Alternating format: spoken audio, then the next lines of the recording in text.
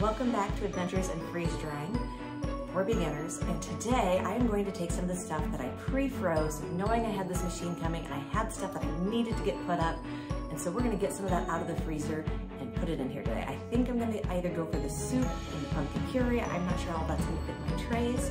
It's currently frozen in baggies. I think some of it might be too big for my trays, so we might have to cut it down. Let's find all that out together, but first I'm gonna get this machine going because it has that pre-freeze cycle, so you always want to get it started before you get stuff out of the freezer. Okay, so we've moved to the kitchen, and I've just noticed a couple of things. One, I thought I had this flat in the freezer. This is some homemade chicken noodle soup. And unfortunately, these are not gonna fit on my trays. They're not flat. So I'm gonna have to let these thaw a little bit and get them flattened out because these are sticking up. Let me show you. So as you can see, these are not flat. They're sticking up over the edges of my tray. They're too thick. They're not gonna slide in my tray holder inside the freeze dryer. I'm gonna have to let these thaw, smoosh them out, probably on top of a tray to help me make sure they're good and flat and get those refrozen. And then let me show the other mistake I made. So as you can see, I got too excited for my machine to come, and I froze this soup in gallon Ziploc bags. While I believe it's thin enough to go in my trays, it is not going to go in at this size. So we have a couple choices here. I'm going to see if I can't get this broken, even though it's frozen solid, to fit on the smaller trays, which I should have looked at the size before I pre-froze, and I was waiting for my machine to get here. Like, that's a mistake for a beginner. If you're watching this and you don't have yours yet, check out the size of these trays. We'll measure them in a moment. And make sure you don't freeze things bigger than the trays are. Otherwise you're gonna have a mess trying to figure out how to get in the freeze dryer. So let's see what I can do to figure this out. I'll measure this tray though before we get that started. Okay, so the inside dimensions of this tray are going to be just like right at just under 17.5 inches long. And the width is what's gonna be the killer here, everyone. It's just not there. It's only going to be about 7 inches wide. So you don't want to be any wider than 7 inches and no longer than 17.5, or it's not going to fit on your trays. And waiting for your machine and getting excited like I was and putting stuff up before it goes to bad, think about the size of your tray before you pre-freeze. Let's see what I can do with this soup and see if we can get it in the freeze dryer yet today. Okay, since I feel like this is fairly flat, I'm going to go ahead, I got all my meat tenderizer, and maybe I can get this to break up by pounding on it and get it on those trays. So let's see what I can do here to get this broken up.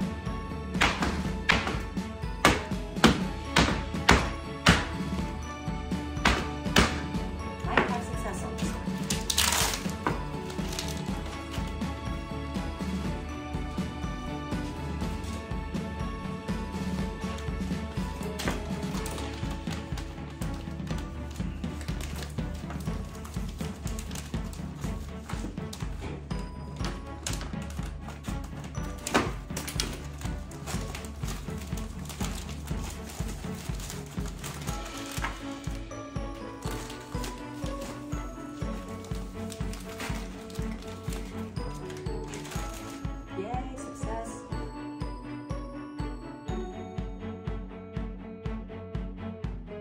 Well, I'm going to call that success.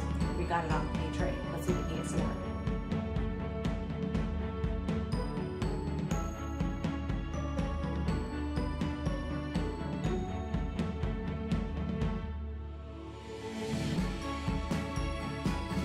So I did successfully get those 3 bags of squash soup broken down to fit in here. So now I'm wondering about my chicken noodle soup. Can I take a couple of these and break them up and get them to fit on the tray also? So I'm going to go ahead and try to do that.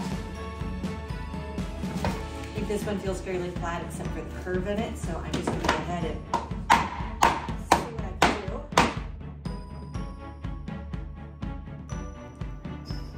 So as you can see, I did manage to get that broken up and in here, but some of this is sticking up quite a ways, so I'm not sure that's going to go in the freeze dryer, but we're going to try. I think my next option would simply be to let this thaw a little bit in the tray and then refreeze in the tray.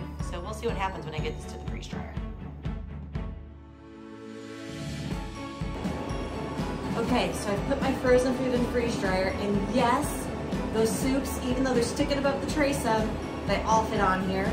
So I'm really hopeful that We're gonna get these in and freeze dried successfully. Hopefully it doesn't make a problem that they're above the edge of the tray. So I'll show you that and then we'll get this started. So as you can see, nothing is actually touching the top. Closest right here on that chicken noodle soup, but nothing is touching. So we're gonna hope that this works.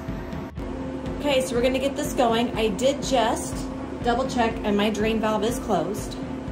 You always need to make sure that drain valve is closed before you start a load. I'm gonna do this and I'm going to look once I do that to see if I have a little bit of a ring all the way around on the gasket, and I do, so I know I've got a seal. I made sure that door is closed all the way, not just part way, kind of double clicks into place. I'm going to hit continue. Continue. And that's all I have to do. This will take off on its own and then you just leave it be. So we will check back in and I'll tell you how long this took to do these frozen soups and if they turned out or if I got a big mess because they're over the top of the trays a little bit. Okay, so I'm going to go ahead and I'm going to hit cancel on my extended dry time. Now I'm going to go ahead and open my drain valve. I'm watching the ring go down on my gasket as that pressure is released. I'm going to open this up and I'm going to check the moisture of these before I pull them out, just to be on the safe side. It's looking very done, but I want to make sure some of these bigger pieces that it is actually done. So I'm going to turn that on.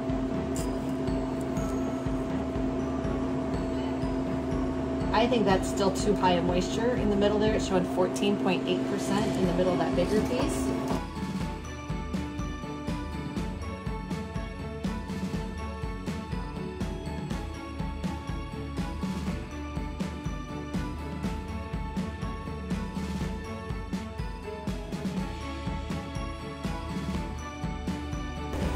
As you can tell, we've been at this now for over 40 hours.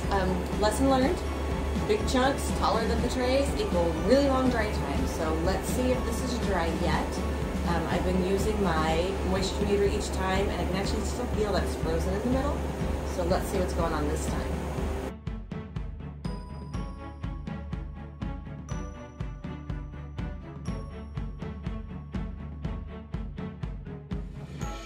So I am going to get a fork and like a butter knife and see if I can't break some of these big chunks up, and we're gonna have to get this back in.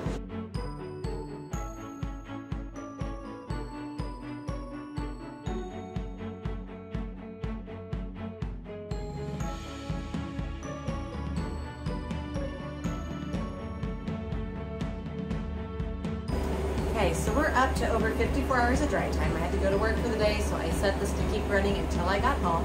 So let's see if this really thick soup, that lesson learned, don't put in the thick chunks, folks. Thaw it out, get it in those trays. This was too thick to freeze dry. So hopefully it's done.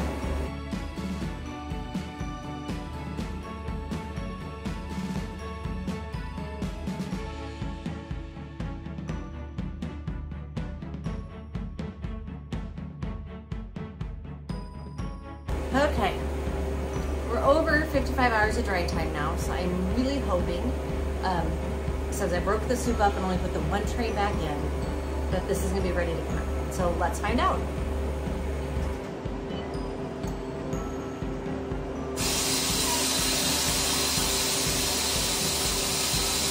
The big lesson learned, make it fit the trays, don't let it be heaped up. This is a really long run because I had big pieces, and those big pieces take forever to dry.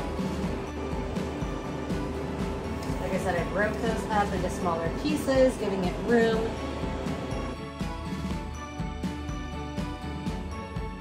I am going to go ahead and hit defrost. Keep drain valve open, remove product from dryer, close door. Do that, and then I'm going to show you what I'm doing with the soup. I've already went ahead and took the stuff I took out and I powdered it and I put it in bags already.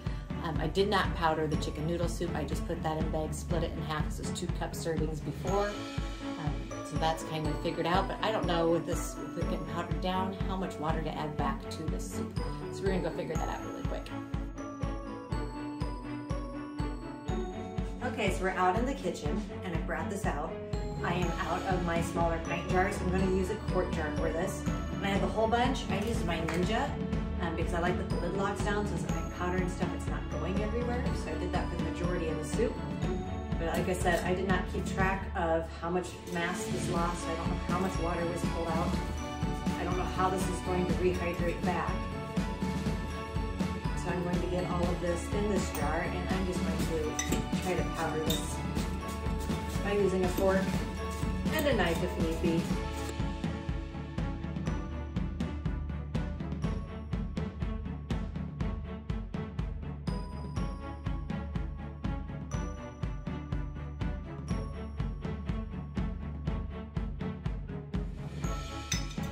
So that's awful close to what I've got in my Mylar bags already. I'm going to just go with a third cup of my powder to start with. I'm going to go ahead and add a third cup of my hot water.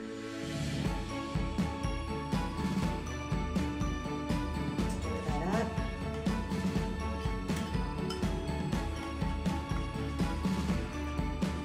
And I would tell you that is almost the same consistency as what it is when I make it fresh. So this is going to be a 1-to-1 ratio. I need as much water as I need powder, and it'll be a nice thick soup. If you want it a little runnier, you could add a little more water, but I like my squash sweet potato apple soup a little bit thicker. That tastes like I just made it. As always, this is Adventures in Freeze Drying for Beginners.